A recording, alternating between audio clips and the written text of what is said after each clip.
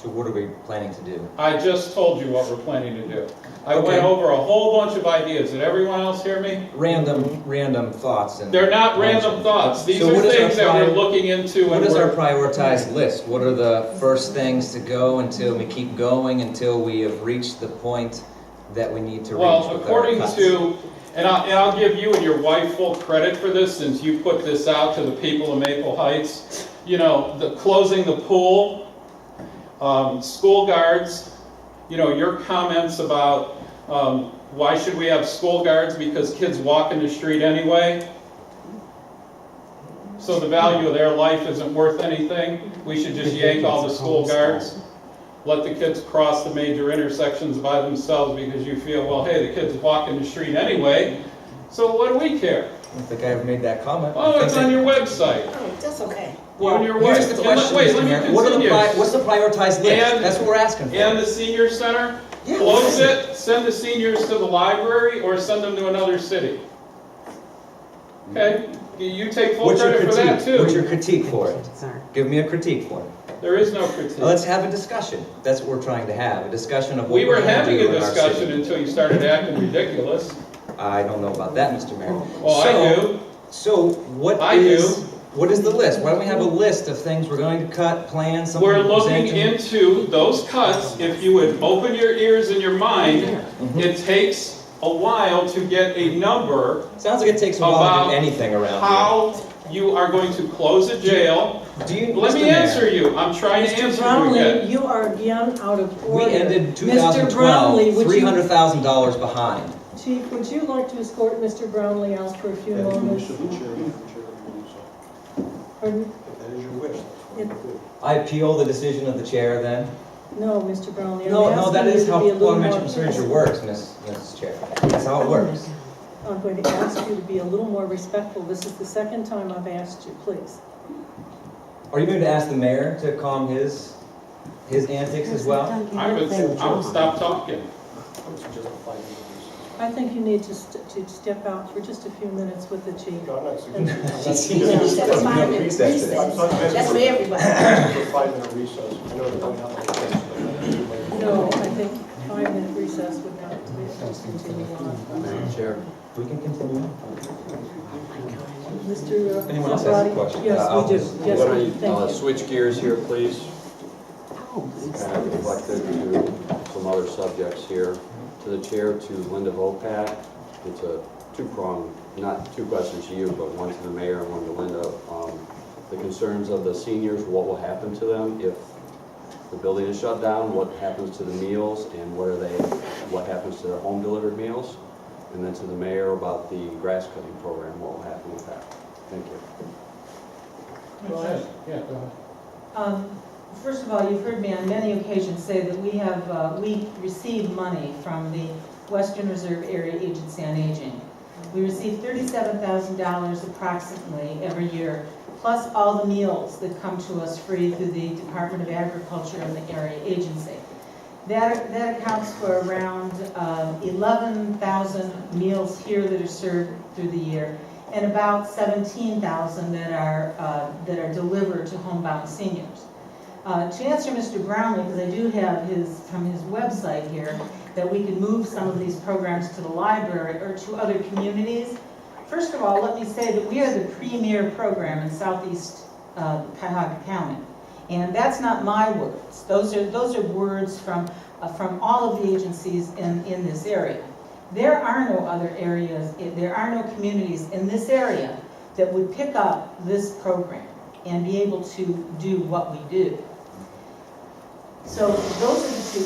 The Department of Senior and Adult Services from Cuyahoga County, our grant is $45,000 a year in 2-year cycles. So that's $90,000 for 2014 and 15.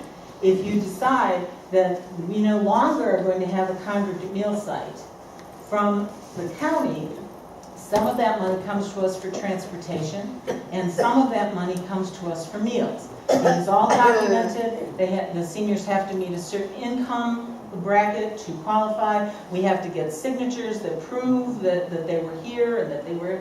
Anyway, that money goes away. So that's $90,000 approximately, plus all of the food, which comes to us free.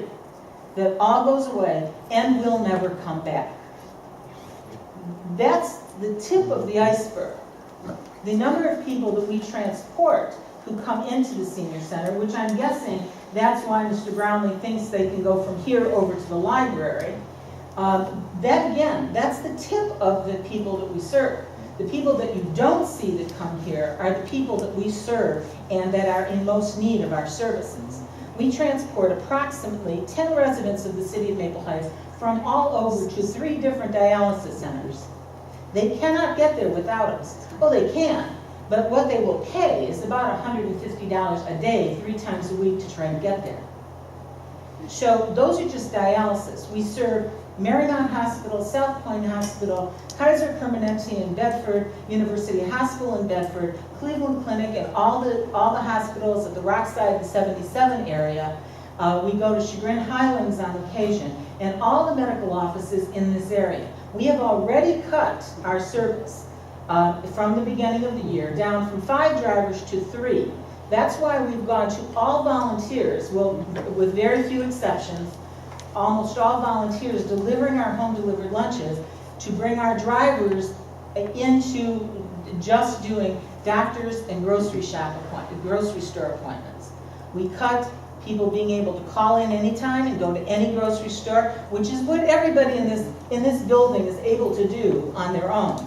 They can go wherever they want, whenever they want.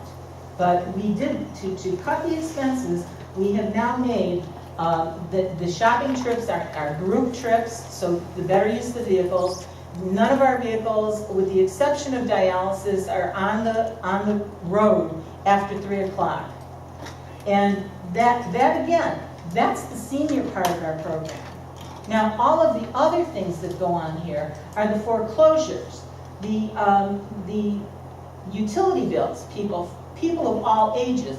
That's why when the mayor made me director, it wasn't, I moved from whatever it was called before, of senior programs, to director of human services, because we took on the recreation department, the food pantry, which serves more families in Maple Heights than it does seniors, and all of the other questions that are not covered by any other department.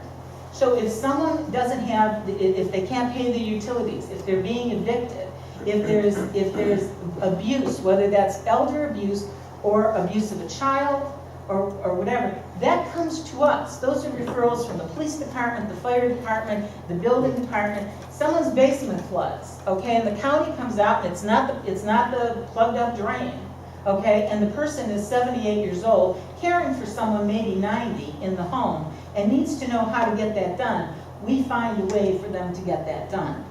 And that's only a part of what goes on here. It's estimated that through these doors every year, in and out for services, the entire population of Maple Heights, about 23,000 people come in and out of these doors for some kind of service. Whether that's flu shots, whether that's help with their mortgage, whatever that problem is, we never say no. In addition to the meals and the transportation, need home, they need evaluations in the home, assessments, before we can place them on the program, so that we're sure that they need the service. So that's what Stephanie and Jamie do, the 2 supportive service workers do home visits, in addition to, with all the recreation programs, registering everyone for pavilions, for the swimming pool, for soccer, for any program that we have. We don't have extra people to do that. The recreation guys, Bill and Chris, and by the way, Chris is on medical leave now for 4 to 6 weeks.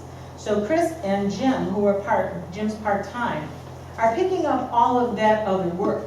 Bill used to be in the office to do that. He's no longer here. So that's been picked up by the staff of the human service, which didn't get bigger, got smaller. So does that answer your question? Thank you. What would you like to know, Councilman? We've always had the program of hiring outside contractors, and they would go and cut the grass after the people are sighted in that, and the money changes hands and stuff like that. Is that still going to go as it used to in the past, or is that going to change somewhere down the line? Well, we do have 7 cutters currently working in the 7 council districts. With the weather the way it's been, they've been impeded by some of the rain. I know they were out there cutting yesterday and today. We've instructed them to cut it to 2 inches, which is really low on the vacants, because that's pretty much what we're hitting mostly are the vacants, the abandoned homes, the foreclosed homes. We haven't cited any residents because the city has this just kind of like a tradition that people are usually late in getting out and cutting their grass. Some people. I mean, I've already cut mine 3 times, but they maybe don't have them, their mower isn't working, they need a spark plug, they're out of gas, whatever. So we give them a little more time to get out there and do it before we give them a warning citation to cut their grass. But some of that money, a good part of that money every year has come back from the county through the grass assessments on the foreclosed, on the vacant homes. So we anticipate getting a good part of that money back again by sometime by the end of the year.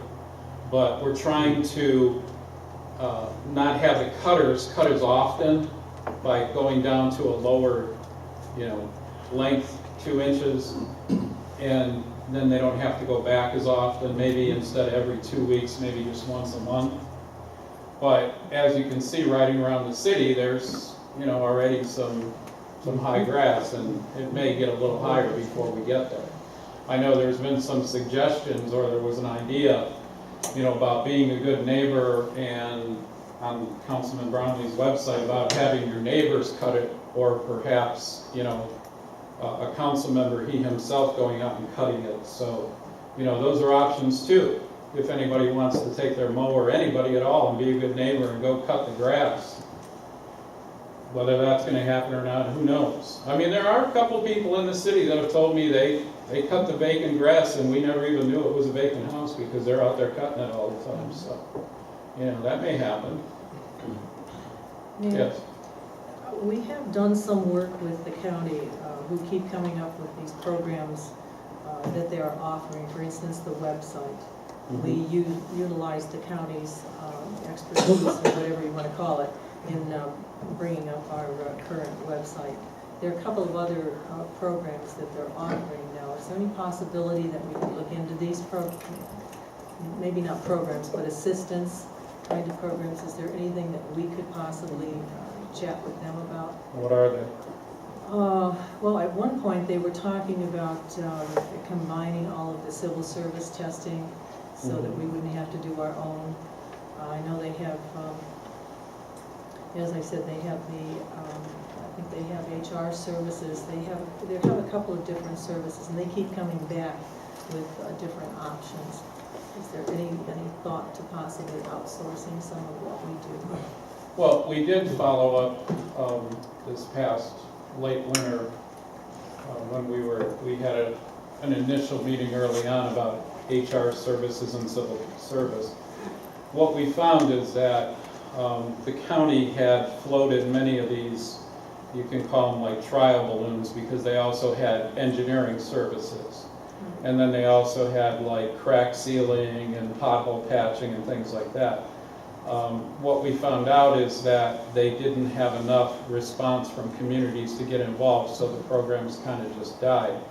And in some cases we found out, as in like civil service and HR, that they had actually subbed it out to a law firm that was like a third-party administrator, so you wouldn't even be working through the county, you would be working through a private law firm who the county had hired. So the law firm gets a cut, the county gets a cut, and then the savings really aren't there. They don't materialize. What it does is it slows the entire process down, where especially with employee issues or insurance issues or civil service, hiring, firing, whatever, it's a log jam. And then we didn't even get a call back the last time that we inquired. So, and I think a lot of that has to do with, and if you follow the county, there are a lot of people that have left or are leaving, including the executive and a lot of his staff. And so they're waiting for the election to see if they're even going to have a job come, December, January next year, because depending on who wins the executive race, I mean, they could be all cleaned out if the Republican gets elected. So we're not really seeing a good response from the county on that. On the other hand, we are using them more and more for the house sewer calls and some of the sewer projects, the smaller ones that we're doing. The Cato project is going to be done by the county, and also the Milan Harlan project will be done by the county. So, we have the sewer usage fee, which is generating some funds. So the county has a contractor that was actually better than the emergency contractor we had years ago. So they've been doing a lot of that work. They did take on Parma though, which put them way, way behind because of the size and the amount of problems in Parma. So, we've looked to them as much as we can, and we'll continue to look at them or to them, but, we're just not always successful. Madam President, if I could just, one more thing to finish that I neglected to say. Two of our vehicles, our last two, we have a 2012 and a 2013 12-passenger vehicle that were gotten through the Ohio Department of Transportation grant process. The city paid 20% and they paid 80%. It was a grant process. But if that stops, if we stop providing transportation, those vans will be repossessed. We won't get the 20% back, they go back, because we have guaranteed them that we have stated in our contract that we would do X number of trips over the life of that vehicle. So those two vehicles would be gone. And then lastly, and this is a very personal note, I would have really appreciated, before any of this went on your website, Mr. Brownlee, at least did I say something funny? Are you trying to censor me? No, I am not. Okay. I am not trying to censor you. I would ask the respect of you to make an appointment with me, and So you come can and approve talk my to. ideas before they go on my own website. Excuse me, I'm talking, could you? Thank you. Hold up. Okay, your ideas are based on absolutely no information. Absolutely none. So you state. So I know. Okay. Then what was Thank wrong? you. Wrong? What was You wrong? didn't come in to talk to me What about facts the were incorrect? programs, My question. about the programs that we provide here. What facts were incorrect in that article? I don't think That you that's- wanted to close and move to the Civic Center or have another city pick it up. Oh, those When are wrong. those are Okay. wrong. You can believe so. Wow. 20, 30 years of experience in the field tells me so. Go ahead. Mr. Adams? Absolutely. Just a comment, Madam President. This senior center means a lot to me because, number one, I'm a senior. I've been involved up here. Linda and the seniors that come in here, and every councilman and women should come in every now and then and see what goes on. Not only here, upstairs. I don't know how many of you use the programs that Linda provides, but I have quite a bit. Correct, Linda? For your I need help. constituents For my seniors, which I and for have a other lot. people in your district. I go to Linda, and the problem is taken care of. Meal on Wheels. My wife and I volunteer 3 days a week. Every council person should take a ride, 1 or 2 days, just to see these people come to the door to get their meal, which is probably their only meal for the day. They can't go outside to get one. I don't know what would happen. They don't have family, they have caretakers 1 or 2 days a week if they can afford it.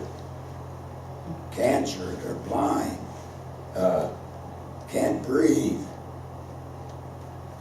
We have a lot of those seniors. So that without this center that is providing for the residents that's been here for 50, 60 years, 70, we have to find a way, and we need volunteers to do it, to keep it going, because we owe it to the seniors And Linda probably could bring out figures that it doesn't cost that much. We owe it to the seniors. Pay taxes all these years. Thank you. Richard? I had a question for the mayor. Aside from no summer employment, closure of the jail, the pool, what, if any, other threats to the food pantry? Because we have so many families that utilize that food pantry to provide meals at home. Well, we are going to look at that too. We know it's only open a few days a week and the numbers are rising with the number of people that use it, but we have to look at the numbers that we're paying employees to not only work there, but to go pick the food up, bring it there, stock it, because if we don't have the employees to do it, we can't get it there. So we have to look at all of that, and that's on the table too. I think one of the emails I read, it might have been from Councilman Jackson, but he had noted that everything should be looked at or talked about. And that's what we're doing. It's these choices are not easy. They're not something you rush to judgment on or you rush into. They have to be looked at very carefully. We are pretty much required by law with public safety, police, fire, paramedic service, which is, the roads, the sidewalks, the bridges, things like that, removing the snow, keeping them open, the traffic and the public. Everything else after that, recreation and things like that, people refer to it as window dressing or icing on the cake. There's a lot of other communities that don't have the kind of senior center we have, or they don't offer the recreational opportunities that we do. So, those are things that we have to take another look at. And believe me, I'm looking all day long into the evening, and I see all of the other cities that are in the same boat we are. Chagrin Falls on Saturday, $1 million deficit. Chagrin Falls, home of millionaires, billionaires. They're going to charge for rubbish.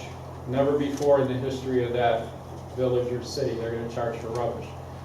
In Parma last week, headline in the Parma Sun-Post, Auditor Kish warns City Council and Mayor of pending financial doom. Property taxes tanked, no cat tax, no estate tax, no local government sharing fund. Every city that's an inner-ring suburb of Cleveland or close to it is going through the same thing. Yesterday at Euclid, they're supposed to come in with us to the dispatch center, and they don't want to do it, or maybe they do, maybe they don't. They're backing up.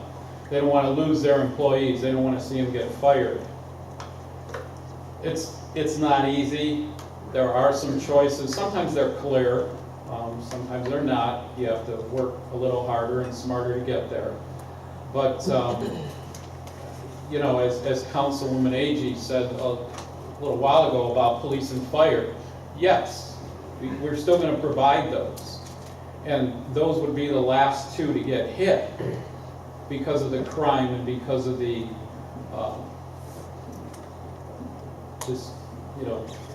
population of the calls that we have, squad calls. And the chief reminded me, if you don't have the senior center and you don't provide that meal, that one meal, maybe those people aren't going to get that nutritional meal, and then they're going to have blood pressure problems or kidney or bladder problems, and they're going to be calling 911. So you have to factor all of that in before you just start swinging an axe and cutting. But as we all knew, this is no surprise. There was the comments made at the last council meeting that it's an us versus them or them versus us. That's just totally preposterous. It's you versus you. It's you looking in the mirror before you go vote and say, if you even vote, and say, am I going to vote for this levy or not? It's not me versus whoever or you versus them. It's you versus you. And if you didn't vote for it, then this is the reality. This is what it is. These cuts have to be made, because if we don't make them, then the state's going to make them. So it's not, anyone's fault. It's your God-given right You want to support a levy or not? Do you want to work for it or not? Do you want to get out there and campaign for it or not? Do you want to campaign against it? That's your right. You could do that. I mean, you know, candidates' issues, that's what makes America great, freedom of choice and speech. But these are the really, really tough decisions now that we have to make.